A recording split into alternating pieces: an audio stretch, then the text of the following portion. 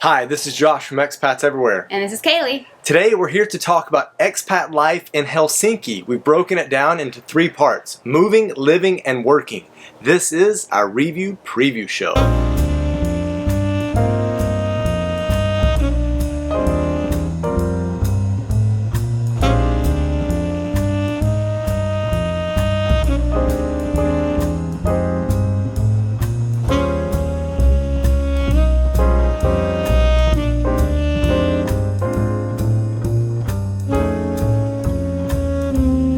Today we'll be talking about Helsinki. We are on the letter H as we work through the alphabet, giving you information on cities that you vote on from our community tab page. You can check out the other cities we've already done in the description below.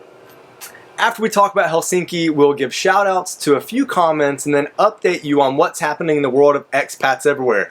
Let's get started. It was actually a tight race this time, with Helsinki winning, but only with 33% of the votes. So we're going to talk about moving to, living in, and working in. Let's start with moving to Helsinki. Helsinki has a population of over 650,000 people in the city proper and 1.2 million people in the urban area, making the Finnish capital the largest city in Finland. This trading port town wasn't always the capital though, and in fact it didn't actually have any major development until it was annexed by the Russians in the 19th century. Helsinki became the capital of Finland in 1812, but the name Helsinki wasn't really used until 1819. It's not uncommon to see Helsinki at the top of tables ranking for high standard of living. More and more expats are moving there, and it's becoming more of a cosmopolitan area, and the technology industry is growing. I think Finland is pretty notorious for being cold, but let's talk about Helsinki's climate in particular, since it sits at the very southern part of the country. The winters, as you would expect, are warmer than in the northern part of the country, but during January and February, expect temperatures to be around -5 Celsius. Cold. In the summer months from June to August, the temperatures on average are more 19 to 22 Celsius. Yeah, another factor to consider is the summer and winter solstice. During the winter, daylight hours can be less than 6 hours of sunlight a day. But during the summers, it can reach nearly 19 hours. Now, while 19 hours of sunlight sounds pretty awesome, I don't know if I could survive too many days with only 6 hours of sun in the winters. How about you? It seems like it would be pretty rough. Helsinki also gets a fair amount of snow, so don't be surprised to see snow in November or even as late as April, and especially during the snowy season. You might see as much as 20 centimeters a month. Yeah. Now, if we didn't scare you away talking about the cold and you're still interested in moving to Helsinki, you need a place to shelter. So let's talk about finding an apartment. First thing that I must warn you about is that housing costs in Helsinki are expensive. The upside is that you get pretty good quality places. There are plenty of good districts for expats. One example is Kalie, which is just north of the city center, and it's known to be pretty much up and coming. Now keep in mind, it's more common to live in an apartment, not a house, especially in the city center. You might be able to find houses outside of the center, but it's harder to rent those. More of those are for sale instead. A 1-bedroom apartment in the city will cost around $1,100, while a 3-bedroom apartment is closer to $2,000. It's a couple $100 cheaper if you live outside of the city. Then plan to spend about $100 on utilities and around $25 for things like internet. Get this, around 9.6% of the total population of Helsinki are foreigners, with a vast majority from Russia, Estonia, and maybe surprisingly Somalia. India, the UK, and the US are well represented in the Finnish capital, with nearly 2,000 inhabitants hailing from each of the 3 countries. Let's move on to living in Helsinki. The city has loads to do. A popular place to visit is the fortress of Suomenlinna, which was built in the 18th century and is on an island next to the harbor. It's now open to the public and is currently home to the Finnish Naval Academy, but it was first built to protect the city from the Russians and has been used for military reasons throughout the years. Other things to do around the city would be to go to plays or shows, circus performances, and an annual arts festival in August. Ice hockey and soccer are also both popular sports to watch. The Flamingo Center has a water park, restaurants, and a spa. There's also nearby shopping and a hands-on science center called Herika. Saunas are really popular as well for residents and tourists alike. Let's talk about transportation in Helsinki. Although we have to be pretty transparent here, We pretty much walked everywhere when we visited. This is a form of transportation, so let's get started there. The city center is really walkable. Yes, it's easy to walk there. But there is a very efficient public transportation system that has a metro, trams, and buses. They've made it really easy to get tickets as well. You can buy them at the station, on board, or even on your phone. We never got our hands on it, but there is a travel card that Helsinki or metro area residents can get, which will allow you to load a monthly pass or credit for reduced rates on their various forms of public transportation. This costs around $65. Another way to get around the city is on bike. We saw a decent amount of people on bikes. People were riding them for fun as a mode of transportation, and some were actually using it just to go to work. Biking can be considered a good option due to the city being pretty flat. And did I mention that there is a bike system here with little kiosks around the city? And it's really growing, and it's been operational since 2016, and they're working on improving that network. Lastly, let's talk about driving. The minimum age for driving anywhere in Finland is 18. And if you're a foreigner with a driver's license from your home country, you should be good to go. You do need to check to see if your country's license is acceptable in Finland, but chances are it is. There are around 400 cars per 1,000 inhabitants, making Helsinki relatively light on traffic.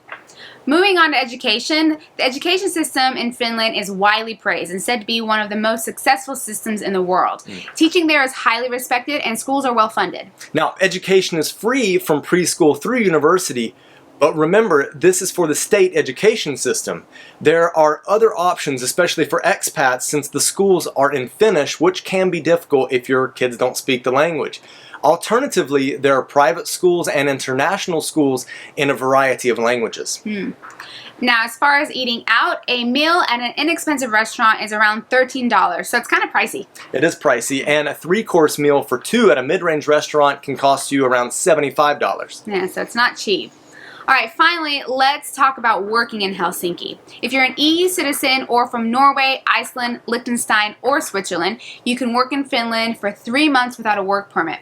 However, after those 3 months, you need to register to work there. The process is done at a police station. It's pretty easy. And then once you live there for 5 years, you can apply for a permanent residency. Now, it's a little tougher if you're coming from a non-EU country. You will fill out a residence permit application and go to the Finnish embassy in your home country. There, you will get your work and residence permit. You'll visit a police station to renew. Several foreign companies are based in Helsinki, which opens up work for expats. Main industries in the city are in engineering, wood, and metals, and they've become quite innovative there with these 3 industries. And interestingly enough, forestry accounts for 14% of Finland's GDP. The technology industry is also booming in Helsinki. Another popular industry is research and development. Tourism is also an industry that is growing. Check online for job postings. You can visit websites like Barona, VPS, VMP, and academic work.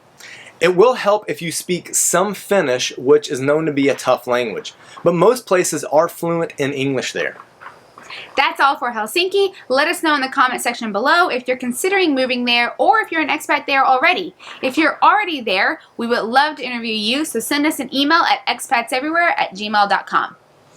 If you haven't already, be sure to hit the subscribe button and the notification bell to stay up to date on what's happening in the world of Expats Everywhere.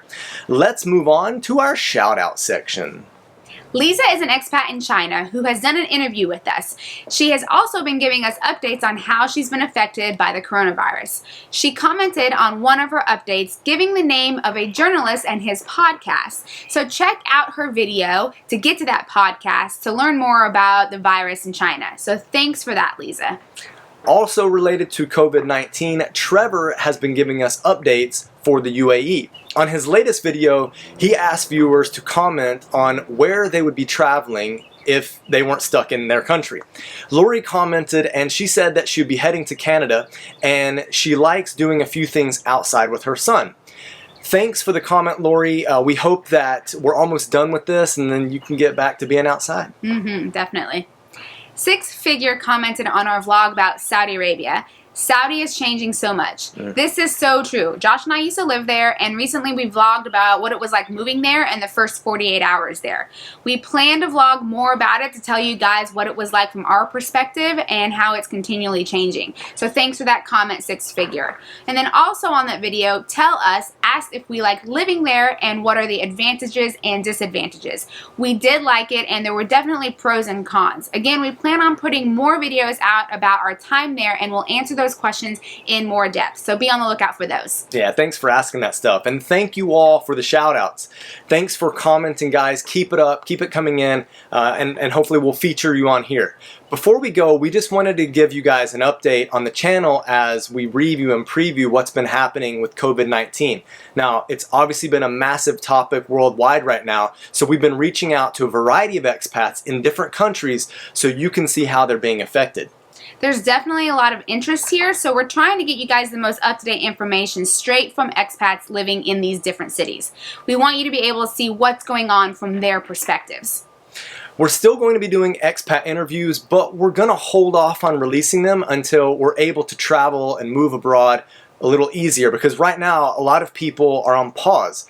Government agencies aren't allowing visa applications to go through, so yeah.